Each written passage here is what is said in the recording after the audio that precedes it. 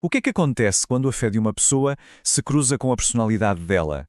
Bem, num país tão diverso como o Brasil, a resposta, olha, pode ser bem surpreendente.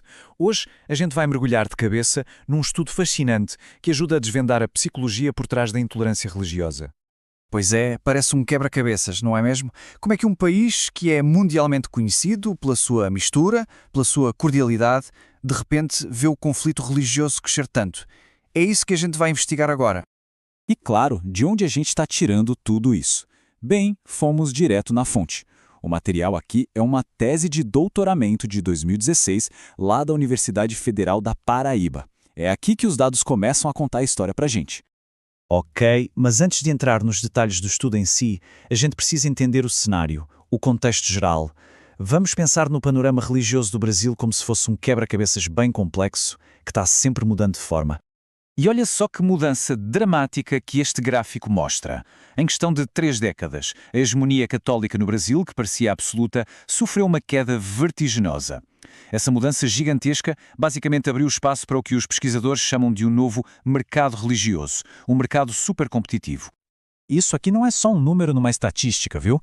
Imagina um mercado bem movimentado mesmo, onde vários grupos religiosos diferentes estão competindo ativamente por fiéis. E essa competição, segundo o estudo, que acaba alimentando boa parte do atrito e da tensão que a gente observa hoje em dia. Então, de um lado dessa disputa, a gente tem as religiões afro-brasileiras, como o candomblé e a umbanda. Elas são, na essência, uma fusão belíssima de tradições africanas, indígenas e até católicas. O foco delas costuma ser bem prático, sabe? Ajudar a resolver os problemas do dia a dia. E elas não têm aquele tipo de Deus central, moralizador e que fica vigiando tudo, como em outras religiões. E do outro lado, temos o neopentecostalismo.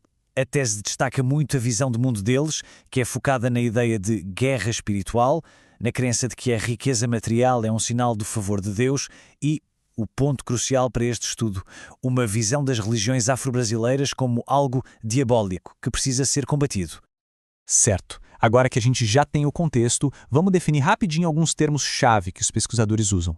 É como se a gente fosse aprender a língua do estudo para entender direitinho o que eles descobriram.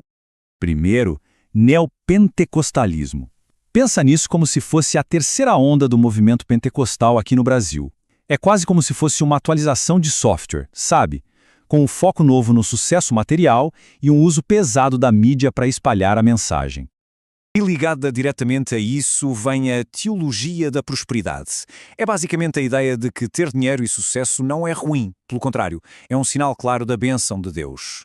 A questão que essa teologia coloca na mesa é: será que a nossa conta bancária é um reflexo da nossa fé? E agora, um conceito que é absolutamente central: o autoritarismo de direita, ou RWA.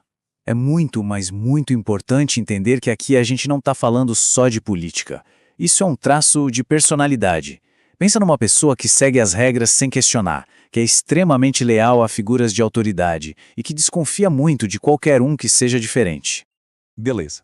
Agora que a gente tem todas as peças do quebra-cabeças, o contexto e os termos, vamos começar a juntar tudo para ver a imagem que se forma.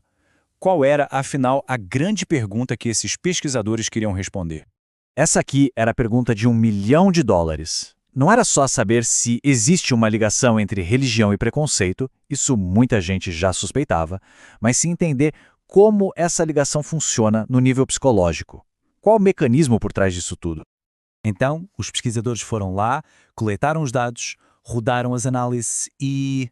o que será que eles encontraram? Se preparem, porque é agora que a coisa fica interessante de verdade. De todas as coisas que eles mediram, qual foi o fator que se mostrou a peça-chave? Seria o quão religiosa a pessoa é? A crença na prosperidade? O que é que realmente previa a discriminação? A resposta talvez não seja a que a maioria espera. O estudo achou um caminho muito claro, que dá para ver direitinho aqui. O ponto de partida é sim uma religiosidade alta, mas o fator crucial, a verdadeira ponte que conecta essa religiosidade ao preconceito, é o autoritarismo de direita. Ou seja, o autoritarismo funciona como um mediador. Pensa nele como se fosse um amplificador. A religiosidade sozinha não parece ser o problema. Mas quando essa religiosidade passa por esse amplificador autoritário, aí o volume da intolerância aumenta. E muito. E olha, não é interpretação nossa, não. A gente está citando diretamente a conclusão da tese. As palavras exatas dos pesquisadores são essas. O autoritarismo de direita mostrou-se como o construto que medeia a relação. É a conclusão direta, preto no branco, que veio dos dados. E agora vem uma parte muito interessante. Os pesquisadores também testaram outros possíveis culpados, como por exemplo o preconceito racial ou a própria teologia da prosperidade. E adivinha? Nenhum deles funcionou como essa ponte. O fator decisivo foi mesmo a personalidade autoritária. Certo, já vimos os resultados. Mas e daí? Por que é que uma pesquisa académica como essa importa no mundo real, fora dos muros da universidade? A implicação principal disso é bem profunda. Ela sugere que esse conflito todo talvez não seja apenas uma guerra santa sobre doutrinas e crenças. Parece ser mais um choque de personalidades. De um lado, pessoas que buscam ordem, segurança, autoridade. Do outro, pessoas que abraçam a diferença e a mudança. Então vamos resumir os pontos principais. Primeiro, a personalidade pode agir como uma lente, transformando a fé em preconceito. Segundo, ser muito devoto, por si só, não leva automaticamente à intolerância. E um dado curioso. No estudo, os participantes ateus e não religiosos foram os mais tolerantes. No fim das contas, a pesquisa mostra que a intolerância pode ter mais a ver com psicologia do que com teologia.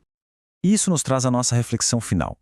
Se esse mecanismo psicológico está funcionando de forma tão clara aqui no Brasil, será que em outros lugares do mundo a gente não estaria vendo o mesmo padrão? Será que esse traço de personalidade não poderia ser a chave escondida para a gente entender vários conflitos culturais e religiosos pelo planeta? É uma pergunta que, com certeza, vale a pena pensar a respeito.